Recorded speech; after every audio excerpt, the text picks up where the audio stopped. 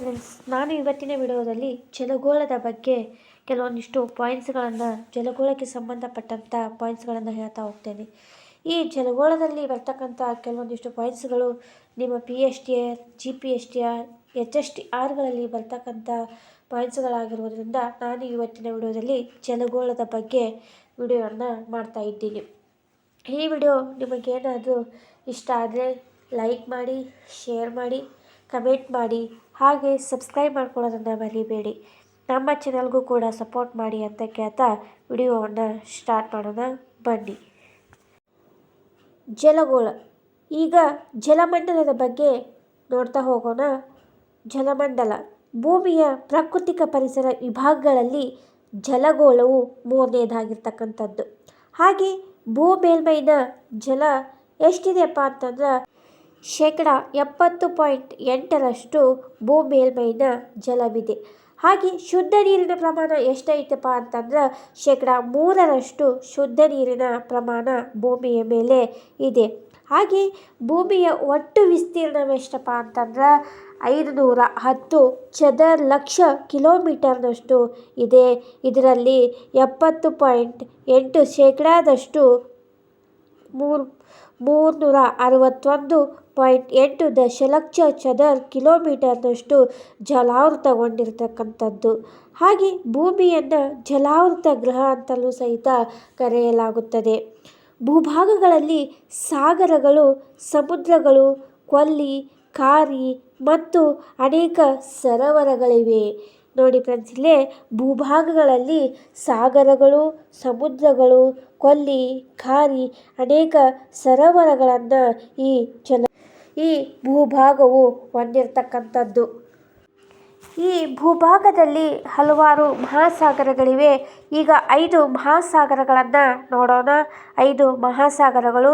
ಒಂದನೇದ್ದು ಪೆಸಿಫಿಕ್ಸ್ ಮಹಾಸಾಗರ, ಎರಡನೇದ್ದು ಅಂಟಾರ್ಟಿಕ್ ಮಹಾಸಾಗರ, ಮೂರನೇದ್ದು ಹಿಂದೂ ಮಹಾಸಾಗರ, ನಾಲ್ಕನೇದ್ದು ದಕ್ಷಿಣ ಮಹಾಸಾಗರ, ಹಾಗೆ ಆರ್ಟಿಕ್ ಮಹಾಸಾಗರ ಅಂತ ಇದ್ದು 5 ಮಹಾಸಾಗರಗಳು ಈ ಭೂಮಿಯ ಮೇಲೆ ಇರ್ತಕ್ಕಂಥದ್ದು.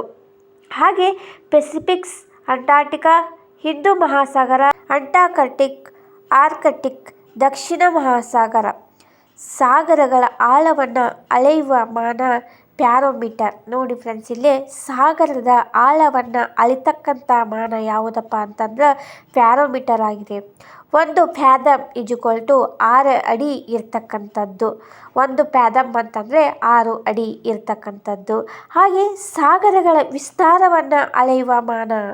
ನೋಡಿ ಫ್ರೆಂಡ್ಸ್, ಇಲ್ಲಿ ಸಾಗರಗಳ ವಿಸ್ತಾರವನ್ನು ಅಳಿತಕ್ಕಂಥ ಮಾನ ಯಾವುದಪ್ಪ ಅಂತಂದ್ರೆ ನಾಟಿಕಲ್ ಮೈಲು ಅಂತಂದು. 1 ನಾಟಿಕಲ್ ಮೈಲು ಅಂದ್ರೆ 1852 ಕಿಲೋಮೀಟರ್ಗಳಷ್ಟು ಇರ್ತಕ್ಕಂಥದ್ದು. ಹಾಗೆ ಜಲರಾಶಿಯ ಅಧ್ಯಯನವನ್ನು ಓಷನೋಗ್ರಫಿಕ್ ಅಥವಾ ಸಾಗರ ವಿಜ್ಞಾನ ಅಂತಂದು ಕರೆಯಲಾಗುತ್ತದೆ. ಹಾಗೆ ಭೌತಿಕ ಸಾಗರ ಶಾಸ್ತ್ರದ ಪಿತಾಮಹ ಯಾರಪ್ಪ ಅಂತಂದ್ರೆ ಮ್ಯಾಥ್ಯೂ ಫೊಂಟೇನ್ ಮಾರಿ. ಹಾಗೆ USA ಗ್ರಂಥ ಯಾವುದಪ್ಪ ಅಂತಂದ್ರೆ the physically geography of the sea ಅಂತಂದು ಇದು USA ಗ್ರಂಥವಾಗಿರ್ತಕ್ಕಂಥದ್ದು. ಈಗ ಸಾಗರಗಳ ಬಗ್ಗೆ ತಿಳಿತಾ ಹೋಗೋಣ. ಸಾಗರಗಳು. ಒಂದನೇದು ಸಾಗರ ಭೂ ಮೇಲ್ಮೈನಲ್ಲಿ ವಿಸ್ತಾರವಾಗಿ ಹರಡಿರುವ ಜಲರಾಶಿ. ಹಾಗೆ ಜಗತ್ತಿನ ಮಹಾಸಾಗರಗಳನ್ನು ನೋಡೋಣ. ಪೆಸಿಫಿಕ್, ಅಟ್ಲಾಂಟಿಕಾ, ಹಿಂದೂ ಮಹಾಸಾಗರ, ಆರ್ಕಟಿಕ್, ದಕ್ಷಿಣ ಮಹಾಸಾಗರ ಅಂತಂದು 5 ಮಹಾಸಾಗರಗಳನ್ನು ನಾವು ನೋಡಿದ್ವಿ. ಹಾಗೆ ನ್ಯಾಷನಲ್ ಮೆರಿಟಿಮ್ ವರ್ಲ್ಡ್ ಏಪ್ರಿಲ್ 5 ಅಂತಂದು. ಹಾಗೆ ಪೆಸಿಫಿಕ್ ಸಾಗರ ಬಗ್ಗೆ ನೋಡೋಣ. ಪೆಸಿಫಿಕ್ಸ್ ಹೆಸರಿಟ್ಟವರು ಫರ್ಡಿನಾಂಡ್ ಮೆಗೆಲಾನ್ ಅವರು. ಇವರು ಪೋರ್ಚುಗೀಸ್ ಅವರದಾಗಿರ್ತಾರೆ. ಹಾಗೆ ಪ್ರಪಂಚದ ಅತಿ ವಿಸ್ತಾರವಾದ ಮತ್ತು ಆಳವಾದ ಸಾಗರವಾಗಿದೆ. ಇದು ಎಷ್ಟೈತಪ್ಪ ಅಂತಂದ್ರೆ 165 ಚದರ ಕಿಲೋಮೀಟರ್ನಷ್ಟು ಆಳವಾಗಿರ್ತಕ್ಕಂಥದ್ದು. ಭೂಮಿ ಅರ್ಧದಷ್ಟು ನೀರನ್ನು ಒಳಗೊಂಡಿದೆ. ಪೆಸಿಫಿಕ್ ಸಾಗರದ ಸುತ್ತಲಿನ ಖಂಡಗಳು Asia, Australia, north and south America. ನೋಡಿ ಫ್ರೆಂಡ್ಸ್, ಇಲ್ಲಿ ಪೆಸಿಫಿಕ್ ಸಾಗರದ ಸುತ್ತಲಿನ ಖಂಡಗಳು ಯಾವಪ್ಪ ಅಂತಂದ್ರೆ Asia, Australia, north and south America ಅಂತಂದು. ಹಾಗೆ ಭೂಮಿಯ ಮೇಲಿನ 46% ನೀರನ್ನು ಹೊಂದಿರತಕ್ಕಂಥದ್ದು. ಮತ್ತೊಂದು ಹೆಸರು ಏನಪ್ಪ ಅಂತಂದ್ರೆ ಶಾಂತ ಮಹಾಸಾಗರ ಅಂತಲೂ ಸಹಿತ ಈ ಪೆಸಿಫಿಕ್ ಸಾಗರವನ್ನು ಕರೀತಾರೆ. ಹಾಗೆ ಅಂತಾರಾಷ್ಟ್ರೀಯ ದಿನಾಂಕ ರೇಖೆ ಇಲ್ಲಿ ಕಂಡು ಬರ್ತಕ್ಕಂಥದ್ದು. ಹಾಗೆ ಪುರಾತನ ಪತಲನಕರ ಹೆಸರಿನಿಂದ ಪೆಸಿಫಿಕ್ಸ್ ಎಂಬ ಹೆಸರು ಬಂದಿದೆ. ನೋಡಿ ಫ್ರೆಂಡ್ಸ್, ಇಲ್ಲೇ ಪುರಾತನ ಪತಲನಕರ ಹೆಸರಿನಿಂದ ಏನಾಗಿದೆಪ್ಪ ಅಂತಂದ್ರೆ ಪೆಸಿಫಿಕ್ಸ್ ಎಂಬ ಹೆಸರು ಬಂದಿದೆ.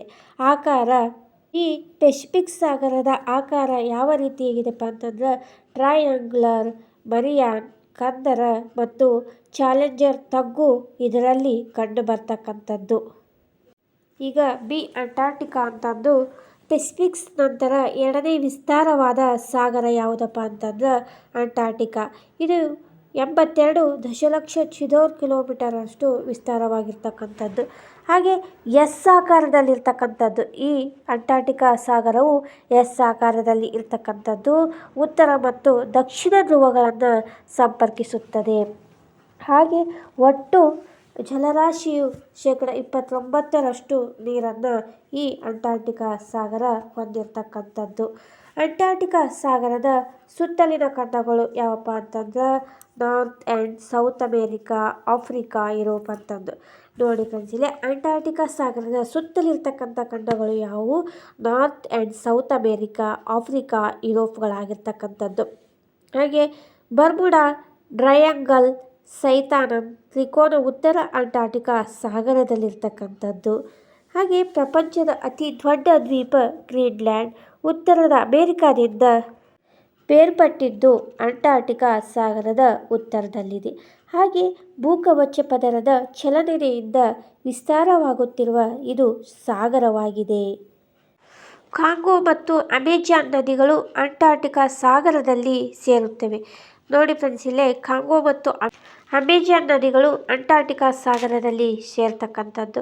ಹಾಗೆ ಇವು ಆಕಾರ ಯಾವುದಾಗಿದೆಪ್ಪ ಅಂತಂದ್ರೆ ಎಸ್ ಅತಿ ಆಳವಾದ ಭಾಗ, ಮಿಲ್ವಾಕಿ ಡೀಪ್ ಅಂತಂದು ಎಸ್ ಆಕಾರದ ಅತಿ ಆಳವಾದ ಭಾಗವಾಗಿರ್ತಕ್ಕಂಥದ್ದು.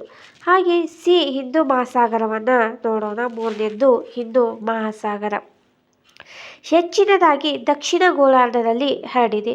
ಇದು 73 ದಶಲಕ್ಷ ಕಿಲೋಮೀಟರ್ನಷ್ಟು ವಿಸ್ತಾರವಾಗಿರ್ತಕ್ಕಂಥದ್ದು. ಹಿಂದೂ ಮಹಾಸಾಗರದ ಮತ್ತೊಂದು ಹೆಸರು ರತ್ನಾಕರ ಅಂತಂದು. ನೆನಪಿಟ್ಟುಕೊಳ್ಳಿ ಫ್ರೆಂಡ್ಸ್, ಇಲ್ಲೇ ಹಿಂದೂ ಮಹಾಸಾಗರದ ಮತ್ತೊಂದು ಹೆಸರು ರತ್ನಾಕರ. ಇಂಡೋನೇಷ್ಯಾ ದ್ವೀಪಗಳು ಮತ್ತು ಆಸ್ಟ್ರೇಲಿಯಾಗಳ ಮೂಲಕ 150 ಡಿಗ್ರಿ ಪೂರ್ವ ರೇಖಾಂಶದೊಡನೆ ಪೆಸಿಫಿಕ್ ಸಾಗರದಿಂದ ಪ್ರತ್ಯೇಕಗೊಂಡಿವೆ. ನೋಡಿ ಫ್ರೆಂಡ್ಸ್, ಇಲ್ಲೇ ಇಂಡೋನೇಷ್ಯಾ ದ್ವೀಪಗಳು ಆಸ್ಟ್ರೇಲಿಯಾಗಳ ಮೂಲಕ 150 ಡಿಗ್ರಿ ಪೂರ್ವ ರೇಖಾಂಶದೊಡನೆ ಪೆಸಿಫಿಕ್ ಮಹಾಸಾಗರದಿಂದ ಪ್ರತ್ಯೇಕಗೊಂಡಿದೆ. ಹಾಗೆ ಖಂಡಾವರ್ಣ ವಲಯಕ್ಕೆ ಕಿಲಿದಾಗಿದೆ. ಒಟ್ಟು ಜಲರಾಶಿ 23% ಅಷ್ಟು ಹೊಂದಿರತಕ್ಕಂಥದ್ದು. ಇದು ಆಕಾರ ಯಾವ ರೀತಿ ಇದಾಗಿದೆಪ್ಪ ಅಂತಂದ್ರೆ ಎಂ. ಇದರ ಈಶಾನ್ಯದಲ್ಲಿ ಸುಡಾನ್, ಜಾವಾ ಟ್ರಚ್ ಇದೆ. ಆಳವಾದ ಭಾಗವಾಗಿರ್ತಕ್ಕಂಥದ್ದು. ದ್ವೀಪಗಳು ಮಡಗಾಸ್ಕರ್, ಕೊಮೊರಸ್, ಲಂಕಾ, ಲಕ್ಷದ್ವೀಪ, ಮಾಲ್ಡೀವ್ಸ್, ಅಂಡಮಾನ್ ನಿಕೋಬಾರ್ ಮತ್ತು ಡಿಯೇಗೊ ಗಾರ್ಸಿಯಾ ಅಂತಂದು ಈ ದ್ವೀಪಗಳನ್ನು ಹೊಂದಿರತಕ್ಕಂಥದ್ದು. ನೋಡಿ ಫ್ರೆಂಡ್ಸ್, ಇಲ್ಲಿ ದ್ವೀಪಗಳನ್ನು ಮತ್ತೊಮ್ಮೆ ಹೇಳ್ತೀನಿ. ಮಡಗಾಸ್ಕರ್, ಕೊಮೊರಸ್, ಲಂಕಾ, ಲಕ್ಷದ್ವೀಪ, ಮಾಲ್ಡೀವ್ಸ್, ಅಂಡಮಾನ್ ನಿಕೋಬಾರ್ ಮತ್ತು ಡಿಯೇಗೊ ಗಾರ್ಸಿಯಾ ಅಂತಂದು. ಹಾಗೆ ಈಗ ನಾಲ್ಕನೇದು ನೋಡೋಣ, ಆರ್ಕಟಿಕ್ ಸಾಗರ ಅಂತಂದು. ಈ ಆರ್ಕಟಿಕ್ ಸಾಗರವು ಅತ್ಯಂತ ಚಿಕ್ಕ ಮತ್ತು ಕಡಿಮೆ ಆಳಗಳ ಸಾಗರವಾಗಿದೆ. ಹಾಗೆ ಅಂಟಾರ್ಟಿಕಾ ಸಾಗರದಿಂದ ಮುಂದುವರೆದು ಉತ್ತರ ಧ್ರುವವನ್ನು ಆಧರಿಸಿದೆ. ನೋಡಿ ಫ್ರೆಂಡ್ಸ್, ಇಲ್ಲೇ ಅಂಟಾರ್ಟಿಕಾ ಸಾಗರದಿಂದ ಇದು ಏನಾಗೈತಿ ಮುಂದುವರೆದು ಉತ್ತರ ಧ್ರುವವನ್ನು ಆಧರಿಸಿದೆ. ಇದು 13.7 ದಶಲಕ್ಷ ಕಿಲೋಮೀಟರ್ನಷ್ಟು ವಿಸ್ತಾರದಲ್ಲಿರ್ತಕ್ಕಂಥದ್ದು. ಹಿಮಾಚಲಕ್ಕಿಂತ ಸಾಗರವಾಗಿದೆ. ಪ್ರಮುಖ ದ್ವೀಪ ಇದು ಗ್ರೀನ್ಲ್ಯಾಂಡ್, ಸೇಂಟ್ ಜೋಸೆಫ್ ಆಗಿರ್ತಕ್ಕಂಥದ್ದು. ಕೊರಿಯಾ ಅಥವಾ ಸುಶಿಮಾ ಜಪಾನ್ ಸಮುದ್ರ, ಹಳದಿ ಸಮುದ್ರ. ನೋಡಿ ಫ್ರೆಂಡ್ಸ್, ಇಲ್ಲೇ ಕೊರಿಯಾ ಮತ್ತು ಸುಶಿಮಾ ಜಪಾನ್ ಸಮುದ್ರ ಇದು ಹಳದಿ ಸಮುದ್ರವಾಗಿರ್ತಕ್ಕಂಥ. ಡೋವರಂ ಉತ್ತರ ಸಮುದ್ರ ಇಂಗ್ಲಿಷ್ ಕಡಲಾಂಗುಲುವೆ ಆಗಿರ್ತಕ್ಕಂಥದ್ದು. ಸಾಗರಗಳ ಸರಾಸರಿ ಆಳ ಎಷ್ಟಪ್ಪ ಅಂತಂದ್ರೆ 4000 ಮೀಟರ್ಗಳಷ್ಟು. ಚಳಿಗಾಲದಲ್ಲಿ ಸಂಪೂರ್ಣವಾಗಿ ಹೆಪ್ಪುಗಟ್ಟುವ ಸಾಗರ ಸಸ್ಯ ಮತ್ತು ಪ್ರಾಣಿಗಳು ಅತಿ ವಿರಳವಾಗಿರ್ತಕ್ಕಂಥದ್ದು. ಈಗ ಸಮುದ್ರವನ್ನು ನೋಡೋಣ. ಸಮುದ್ರ ಸಾಗರದ ಭಾಗವಾಗಿದ್ದು ಪೂರ್ಣ ಭಾಗಶಃ ಭೂಭಾಗದಿಂದ ಸುತ್ತುವರೆದಿದ್ದರೆ ಅದನ್ನು ಸಮುದ್ರ ಅಂತ ಕರಿತೀವಿ ನಾವು. ಸಮುದ್ರ ಅಂದರೆ ಏನಪ್ಪ ಅಂತಂದ್ರೆ ಸಾಗರದ ಭಾಗವಾಗಿದ್ದು ಪೂರ್ಣ ಭಾಗಶಃ ಭೂಭಾಗದಿಂದ ಸುತ್ತುವರೆದಿದ್ದರೆ ಅದನ್ನು ನಾವು ಸಮುದ್ರ ಅಂತ ಕರಿತೇವೆ. ಇಸೋಬಾತ್ ಸಮುದ್ರದ ಸಮ ಆಳಗಳ ಕಾಲ್ಪನಿಕ ರೇಖೆ. ನೋಡಿ ಫ್ರೆಂಡ್ಸ್, ಇಲ್ಲೇ ಇಸೋಬಾತ್ ಸಮುದ್ರದ ಸಮ ಆಳಗಳ ಕಾಲ್ಪನಿಕ ರೇಖೆಯಾಗಿರ್ತಕ್ಕಂಥದ್ದು. ಕರಾವಳಿಯನ್ನು ಹೊಂದಿಲ್ಲದ ಸಮುದ್ರ ಯಾವುದಪ್ಪ ಅಂತಂದ್ರೆ ಸರ್ಗಾಸೋ ಅಂತಂದು. ವಿಶ್ವದ ಅತಿ ದೊಡ್ಡ ಸಮುದ್ರಗಳನ್ನು ನೋಡೋಣ. ವಿಶ್ವದ ಅತಿ ದೊಡ್ಡ ಸಮುದ್ರಗಳು ಫಿಲಿಪೈನ್ ಸಮುದ್ರ, ಕೋರಲ್ ಸಮುದ್ರ, ಅರಬ್ಬಿ ಸಮುದ್ರ, ದಕ್ಷಿಣ ಚೀನಾ ಸಮುದ್ರ, ವೆರ್ಡಲ್ ಸಮುದ್ರ ಅಂತಂದು, ಮೆಡಿಟೇರಿಯನ್ ಸಮುದ್ರ, ಭೂಮಧ್ಯ, ಕರೇಬಿಯನ್ ಸಮುದ್ರ ಅಂತಂದು 7 ಸಮುದ್ರಗಳಿರ್ತಕ್ಕಂಥದ್ದು. ಹಾಗೆ ಪ್ರಪಂಚದ ಅತಿ ದೊಡ್ಡ ಸಮುದ್ರ ಯಾವುದಪ್ಪ ಅಂತಂದ್ರೆ ದಕ್ಷಿಣ ಚೀನಾ ಸಮುದ್ರ, ಅದೇ ಪೆಸಿಫಿಕ್ ಸಮುದ್ರವಾಗಿರ್ತಕ್ಕಂಥದ್ದು. ಪ್ರಮುಖ ಸಮುದ್ರಗಳು ನೋಡ್ತಾ ಹೋಗೋಣ. Yellow C, red C, black C ಅಂತಂದು 3 ಸಮುದ್ರಗಳು ಪ್ರಮುಖವಾಗಿರ್ತಕ್ಕಂಥದ್ದು. ನೋಡಿ ಫ್ರೆಂಡ್ಸ್, ಇಲ್ಲೇ ಪ್ರಮುಖ ಸಮುದ್ರಗಳು yellow C, red C and black C ಅಂತಂದು. ಸಮುದ್ರಗಳಲ್ಲಿ ಮುಳುಗುದಾರರನ್ನು ಉಸಿರಾಡಲು ಸಾರಜನಕ ಮತ್ತು ಹೀಲಿಯಂಗಳನ್ನು ಬಳಸಲಾಗುತ್ತದೆ. ನೋಡಿ ಫ್ರೆಂಡ್ಸ್, ಇಲ್ಲೇ ಸಮುದ್ರಗಳಲ್ಲಿ ಮುಳುಗುದಾರರನ್ನು ಉಸಿರಾಡಲು ಸಾರಜನಕ ಮತ್ತು ಹೀಲಿಯಂಗಳನ್ನು ಬಳಸಲಾಗುತ್ತದೆ. ಈಗ ಮೂರನೇದು ನೋಡೋಣ. ಕೊಲ್ಲಿಗಳು. ಸಾಗರ, ಸಮುದ್ರ ಅಥವಾ ಸರೋವರಗಳ ನೀರು ಭೂಭಾಗಗಳೊಳಗೆ ಬಹುದೂರದವರೆಗೆ ಚಾಚಿಕೊಂಡಿರುವುದನ್ನು 3 ಕಡೆ ಭೂಮಿ 1 ಕಡೆ ನೀರಿದ್ದರೆ ಅದನ್ನು ಕೊಲ್ಲಿ ಎನ್ನುವರು. ನೋಡಿ ಫ್ರೆಂಡ್ಸ್, ಇಲ್ಲೇ ಕೊಲ್ಲಿ ಅಂತಂದ್ರೆ ಏನಂತ ನೋಡ್ರಿ. ಇಲ್ಲೇ ಸಾಗರ, ಸಮುದ್ರ ಅಥವಾ ಸರೋವರಗಳ ನೀರು ಭೂಭಾಗಗಳೊಡನೆ ಬಹುದೂರದವರೆಗೆ ಚಾಚಿಕೊಂಡಿರುವುದನ್ನು 3 ಕಡೆ ಭೂಮಿ 1 ಕಡೆ ನೀರಿದ್ದರೆ ಅದನ್ನು ನಾವು ಕೊಲ್ಲಿ ಅಂತಂದು ಕರಿತೀವಿ. ಕಾರಿಯಿಂದ ಚಿಕ್ಕದಾಗಿರುತ್ತದೆ. ಈ ಕೊಲ್ಲಿ ಏನಾಗ್ತದೆ, ಕಾರಿಗಳಿಗಿಂತ ಚಿಕ್ಕದಾಗಿರ್ತಕ್ಕಂಥದ್ದು. ಆದರೆ ಕೆಲವು ಕಡೆ ವಿಸ್ತಾರವಾಗಿರ್ತಕ್ಕಂಥದ್ದು ಈ ಕೊಲ್ಲಿಗಳು. ಅವುಗಳು ವಿಸ್ತಾರವಾಗಿದ್ದರೂ ಸಹಿತ ಅವುಗಳನ್ನು ನಾವೇನು ಕರಿತೀವಿ, ಕೊಲ್ಲಿಗಳೆಂದೇ ಕರಿತೀವಿ. ಹಾಗೆ ಪ್ರಪಂಚದ ಅತಿ ದೊಡ್ಡ ಕೊಲ್ಲಿ ಬಂಗಾಳ ಕೊಲ್ಲಿ. ವಿಸ್ತೀರ್ಣದಲ್ಲಿ ದೊಡ್ಡದು ಅಂತಂದ್ರೆ ಹಡ್ಸನ್ ಕೊಲ್ಲಿ ಅಂತಂದು. ಇದು ಕೆನಡಾ, ನಾರ್ತ್ ಅಮೇರಿಕಾದಲ್ಲಿರ್ತಕ್ಕಂಥದ್ದು. ಹಾಗೆ ಪ್ರಮುಖ ಕೊಲ್ಲಿಗಳನ್ನು ನೋಡೋಣ. ಪ್ರಮುಖ ಕೊಲ್ಲಿಗಳು ಬಿಸ್ಕೆ ಕೊಲ್ಲಿ, ಇದು ಫ್ರಾನ್ಸ್ನಲ್ಲಿ ಬರ್ತಕ್ಕಂಥದ್ದು. ಬಂಗಾಳ ಕೊಲ್ಲಿ, ಇದು ಭಾರತದಲ್ಲಿ ಬರ್ತಕ್ಕಂಥದ್ದು. ಬ್ಯಾಫಿಕ್ ಕೊಲ್ಲಿ, ಇದು ಗ್ರೀನ್ಲ್ಯಾಂಡ್. ಹಾಗೆ ಸೂಯೆಜ್ ಕೊಲ್ಲಿ ಈಜಿಪ್ಟ್. ಮನ್ನಾರ್ ಕೊಲ್ಲಿ, ಇದು ಭಾರತದಲ್ಲಿ ಬರ್ತಕ್ಕಂಥದ್ದು. ಈ ಪ್ರಮುಖ 5 ಕೊಲ್ಲಿಗಳು ಇರ್ತಕ್ಕಂಥದ್ದು. ಈಗ ಕಾರಿಯನ್ನು ನೋಡೋಣ. ಕಾರಿ ಸಮುದ್ರದ ಸಾಗರದ ಭಾಗವಾಗಿದ್ದು ಕೊಲ್ಲಿಗಿಂತ ವಿಸ್ತಾರವಾಗಿದ್ದು ಒಳನಾಡಿನ ಕಡೆಗೆ ಹೆಚ್ಚು ವಿಸ್ತೀರ್ಣದಲ್ಲಿರ್ತಕ್ಕಂಥದ್ದು. ಹಾಗೆ ಪ್ರಪಂಚದ ಅತಿ ದೊಡ್ಡ ಕಾರಿ ಯಾವುದಪ್ಪ ಅಂತಂದ್ರೆ ಮೆಕ್ಸಿಕೋ ಕಾರಿ. ಇದು ಪಶ್ಚಿಮ ಅಂಟಾರ್ಟಿಕಾದಲ್ಲಿ ಬರ್ತಕ್ಕಂಥದ್ದಾಗಿದೆ. ಗಿನಿಯಾ ಕಾರಿ, ಇದು ಪೂರ್ವ ಅಂಟಾರ್ಟಿಕಾದಲ್ಲಿ ಇರ್ತಕ್ಕಂಥದ್ದು. ಹಾಗೆ ಅಲ್ಸ್ಕಾ ಕಾರಿ, ಇದು ಉತ್ತರ ಪೆಸಿಫಿಕ್ಸ್ದಲ್ಲಿ ಇರ್ತಕ್ಕಂಥದ್ದು. 4ನೇದ್ದು ಪರ್ಷಿಯನ್ ಕಾರಿ, ಇದು ಹಿಂದೂ ಮಹಾಸಾಗರದಲ್ಲಿ ಬರ್ತಕ್ಕಂಥದ್ದು. ಈಗ 5ನೇದು ಜಲಸಂಧಿ. ಈಗ ಜಲಸಂಧಿಯನ್ನು ನೋಡೋಣ. ಕಿರಿದಾದ ಜಲಭಾಗವು 2 ದೊಡ್ಡ ಜಲರಾಶಿಯನ್ನು ಕೂಡಿರುವುದು ಜಲಸಂಧಿ. ನೋಡಿ ಫ್ರೆಂಡ್ಸ್, ಇಲ್ಲೇ ಕಿರಿದಾದ ಜಲಭಾಗವು 2 ದೊಡ್ಡ ಜಲರಾಶಿಗಳನ್ನು ಕೂಡಿರ್ತಕ್ಕಂಥದ್ದು. ಹಾಗೆ ಪ್ರಪಂಚದ ಅತಿ ದೊಡ್ಡ ಜಲಸಂಧಿ ಮಲ್ಕಾ ಅಂಡಮಾನ್ ಜಾವ ಸಮುದ್ರವಾಗಿರ್ತಕ್ಕಂಥದ್ದು. ಪ್ರಪಂಚದ ಪ್ರಮುಖ ಜಲಸಂಧಿಗಳನ್ನು ನೋಡೋಣ. ಪ್ರಪಂಚದ ಪ್ರಮುಖ ಜಲಸಂಧಿಗಳು ಜಿಬ್ರಾಲ್ಟರ್, ಮೆಡಿಟೇರಿಯನ್, ಅಂಟಾರ್ಟಿಕಾ ಸಾಗರ. ಹಾಗೆ ಪಾಕ್ ಜಲಸಂಧಿ, ಇದು ಬಂಗಾಳದ ಕೊಲ್ಲಿ, ಮಣ್ಣಾಕಾರಿಯಾಗಿರ್ತಕ್ಕಂಥದ್ದು. ಬೇರಿಂಗ್, ಆರ್ಟಿಕ್, ಪೆಸಿಫಿಕ್ಸ್, ಕೊರಿಯಾ ಅಥವಾ ಸುಸಿಮಾ, ಜಪಾನ್ ಸಮುದ್ರ, ಇದು ಹಳದಿ ಸಮುದ್ರ, ಡೋವರಮ್, ಉತ್ತರ ಸಮುದ್ರ, ಇಂಗ್ಲಿಷ್ ಕಡಲಾಂಗುವೆಯಾಗಿರ್ತಕ್ಕಂಥದ್ದು. ಈಗ ಪ್ರಮುಖ ಹಡಗು ಕಾಲುವೆಗಳನ್ನು ನೋಡೋಣ. ಪ್ರಮುಖ ಹಡಗು ಕಾಲುವೆಗಳು. ಫಸ್ಟ್ನೇದು ಸೂಯೆಜ್ ಕಾಲುವೆ, ಇದು ಈಜಿಪ್ಟ್ನಲ್ಲಿದೆ. ಮೆಡಿಟೇರಿಯನ್ ಹಾಗೂ ಕೆಂಪು ಸಮುದ್ರವನ್ನು ಕೂಡಿಸುತ್ತದೆ. ಹಾಗೆ 169 ಕಿಲೋಮೀಟರ್, ಇದು 1869ರಲ್ಲಿ ನಿರ್ಮಿಸಲಾಗಿದೆ. ನೋಡಿ ಫ್ರೆಂಡ್ಸ್, ಇಲ್ಲೇ ಸೂಯೆಜ್ ಕಾಲುವೆಯನ್ನು ಮೆಡಿಟೇರಿಯನ್ ಹಾಗೂ ಕೆಂಪು ಸಮುದ್ರವನ್ನು ಕೂಡಿಸುತ್ತದೆ. ಹಾಗೆ ಇದು 169 ಕಿಲೋಮೀಟರ್ ಇದ್ದು ಇದು 1869ರಲ್ಲಿ ನಿರ್ಮಿಸಲಾಗಿದೆ. ಎರಡನೇದು ಕೀಲು ಕಾಲುವೆ, ಇದು ಜರ್ಮನಿಯಲ್ಲಿ ಇರತಕ್ಕಂಥದ್ದು. ಉತ್ತರ ಸಮುದ್ರದ ಮತ್ತು ಬಾಲ್ಟಿಕ್ ಸಮುದ್ರವನ್ನು ಸಂಪರ್ಕಿಸುತ್ತದೆ. ಇದು ಎಷ್ಟಿದೆಪ್ಪ ಅಂತಂದ್ರೆ 90 ಕಿಲೋಮೀಟರ್ನಷ್ಟು ಇದೆ. ಮೂರನೇದ್ದು ಮಾನಮ ಕಾಲುವೆ. ಮಾನಮಾದಲ್ಲಿದೆ ಅಂಟಾರ್ಟಿಕಾ ಮತ್ತು ಪೆಸಿಫಿಕ್ ಸಾಗರಗಳನ್ನು ಸಂಪರ್ಕಿಸುತ್ತದೆ. ಇದು 58 ಕಿಲೋಮೀಟರ್ನಷ್ಟು ಇದ್ದು ಇದು 1914ರಲ್ಲಿ ನಿರ್ಮಿಸಲಾಗಿದೆ. ನೋಡಿ ಫ್ರೆಂಡ್ಸ್, ಇಲ್ಲಿದೆ ಮಾನಮ ಕಾಲುವೆ, ಮಾನಮಾದಲ್ಲಿರ್ತಕ್ಕಂಥದ್ದು. ಹಾಗೆ ಅಂಟಾರ್ಟಿಕಾ ಮತ್ತು ಪೆಸಿಫಿಕ್ಸ್ ಸಾಗರವನ್ನು ಸಂಪರ್ಕಿಸುತ್ತದೆ. ಹಾಗೆ 58 ಕಿಲೋಮೀಟರ್ನಷ್ಟು ಇರ್ತಕ್ಕಂಥದ್ದು. ಇದು 1914ರಲ್ಲಿ ಏನಾಗಿದೆ, ನಿರ್ಮಿಸಲಾಗಿದೆ. ಈಗ ಪ್ರಪಂಚದ ಪ್ರಮುಖ ಹಡಗು ಮಾರ್ಗಗಳನ್ನು ನೋಡ್ತಾ ಹೋಗೋಣ. ಪ್ರಪಂಚದ ಪ್ರಮುಖ ಹಡಗು ಮಾರ್ಗಗಳು. ಫಸ್ಟ್ನೇದು ಉತ್ತರ ಅಂಟಾರ್ಟಿಕಾ ಮಾರ್ಗವಾಗಿರ್ತಕ್ಕಂಥದ್ದು. ಈ ಮಾರ್ಗವು ದಟ್ಟ ಜನಸಾಂದ್ರತೆ ಇರುವಂಥ ಯುರೋಪಿನಿಂದ ಉತ್ತರ ಅಮೆರಿಕದ ಪೂರ್ವ ಕರಾವಳಿಗಳ ನಡುವೆ ಸಂಪರ್ಕವನ್ನು ಕಲ್ಪಿಸುತ್ತದೆ. ನೋಡಿ ಫ್ರೆಂಡ್ಸ್, ಇಲ್ಲೇ ಉತ್ತರ ಅಂಟಾರ್ಟಿಕಾ ಮಾರ್ಗ ಎಲ್ಲಿ ಬರ್ತದಪ್ಪ ಅಂತಂದ್ರೆ, ಈ ಮಾರ್ಗವು ದಟ್ಟವಾದ ಜಲಸಾಂದ್ರತೆ ಇರುವಂಥ ಯುರೋಪಿನಿಂದ ಉತ್ತರ ಅಮೆರಿಕದ ಪೂರ್ವ ಕರಾವಳಿಗಳ ನಡುವೆ ಸಂಪರ್ಕವನ್ನು ಕಲ್ಪಿಸುತ್ತದೆ.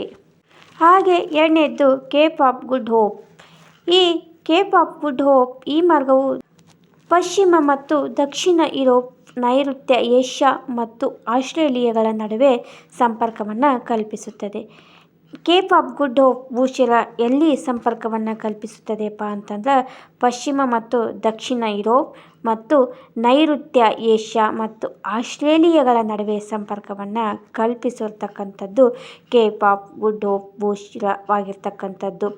ಹಾಗೆ ಮೂರನೇದ್ದು ಮಾನಮ ಕಾಲುವೆ ಮಾರ್ಗ.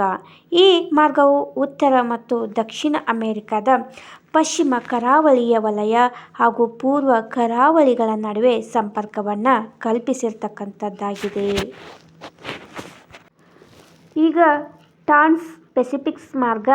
ಹಾಗೆ ಈ ಮಾರ್ಗವು ಪೂರ್ವ ಏಷ್ಯಾ ಬಂದರು ಹಾಗೂ ಉತ್ತರ ಅಮೆರಿಕದ ಪಶ್ಚಿಮ ಕರಾವಳಿ ಬಂದರುಗಳ ನಡುವೆ ಸಂಪರ್ಕವನ್ನು ಕಲ್ಪಿಸುತ್ತದೆ. ನೋಡಿ ಫ್ರೆಂಡ್ಸ್, ಇಲ್ಲೇ ಟ್ರಾನ್ಸ್ ಪೆಸಿಫಿಕ್ಸ್ ಮಾರ್ಗ ಪೂರ್ವ ಏಷ್ಯಾ ಬಂದರು ಹಾಗೂ ಉತ್ತರ ಅಮೆರಿಕದ ಪಶ್ಚಿಮ ಕರಾವಳಿ ಬಂದರುಗಳ ನಡುವೆ ಸಂಪರ್ಕವನ್ನು ಕಲ್ಪಿಸಿರ್ತಕ್ಕಂಥದ್ದು. ಈಗ ಸಾಗರದ ನೀರಿನ ಉಷ್ಣಾಂಶವನ್ನು ನೋಡೋಣ. ಸಾಗರದ ನೀರಿನ ಸರಾಸರಿ ಮೇಲ್ಮೈನ ಉಷ್ಣಾಂಶ ಎಷ್ಟಿದೆಯಪ್ಪ ಅಂತಂದ್ರೆ 26 ಡಿಗ್ರಿ ಸೆಲ್ಸಿಯಸ್ನಷ್ಟಿದೆ. ನೋಡಿ ಫ್ರೆಂಡ್ಸ್, ಇಲ್ಲೇ ಸಾಗರದ ನೀರಿನ ಮೇಲ್ಮೈ ಉಷ್ಣಾಂಶ 26 ಡಿಗ್ರಿ ಸೆಲ್ಸಿಯಸ್.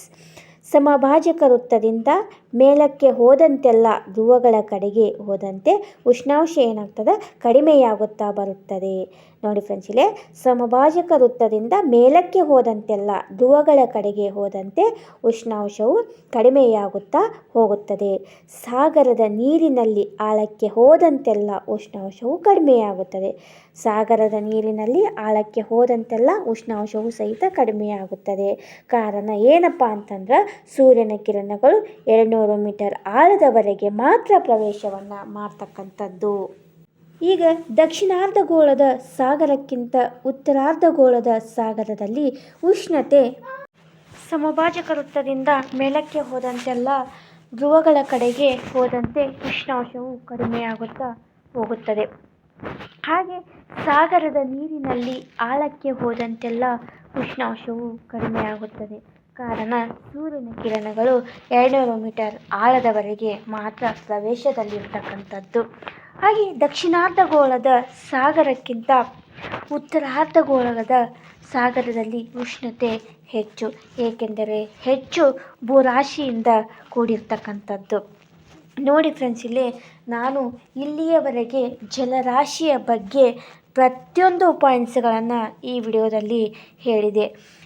ಈ ವಿಡಿಯೋದಲ್ಲಿ ಬರ್ತಕ್ಕಂಥ ಪ್ರಮುಖ ಜಲರಾಶಿಯ ಪ್ರಮುಖ ಎಲ್ಲ ಪಾಯಿಂಟ್ಸ್ಗಳು ನಿಮ್ಮ GPSTR, HSTR ಹಾಗೂ PSTRಗಳಲ್ಲಿ ಕೇಳ್ತಕ್ಕಂಥ ಪಾಯಿಂಟ್ಸ್ಗಳಾಗಿರ್ತವೆ.